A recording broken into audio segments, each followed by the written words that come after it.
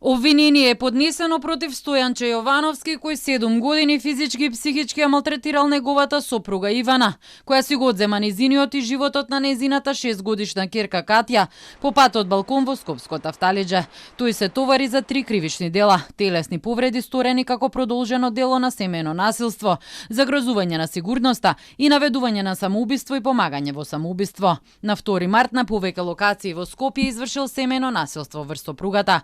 Ја удирал со шлаканици и тупаници, нанесувајќи и телесни повреди, од кои таа во еден момент и загубила свест. Истиот ден на паркингот зад кривичниот суд упатил и сериозни закани дека ќе ја убие, со што предизвикал кај неа чувство на несигурност, загрозување и страв.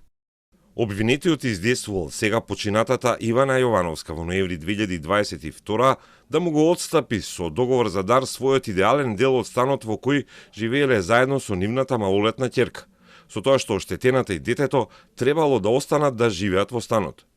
Но по стекнувањето на сопственост, обвинетиот започнал психички и физички да ја малтретира, а во 2025 година интензитетот на малтретирањата преоѓа во сурово и нечовечко постапување кон сопругата.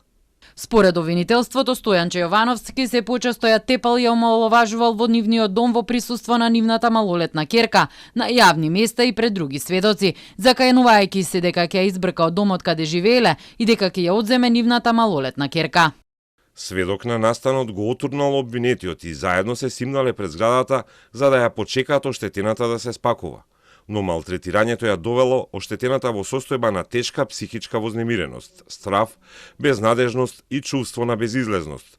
И таа, безразумно да управува и да ги контролира своите постапки, извршила самоубиство скокајќи од терасата на станот од 6-тиот кат, заедно со нивното малолетно дете. Обвинителството отвори предмети за постапувањето на Центарот за социјални работи Скопје откако било поднесено барањето за развод. Обвинителството за гонење на организиран криминал и корупција врши проверки за тоа како полицијата постапувала по пријавите за семејно насилство.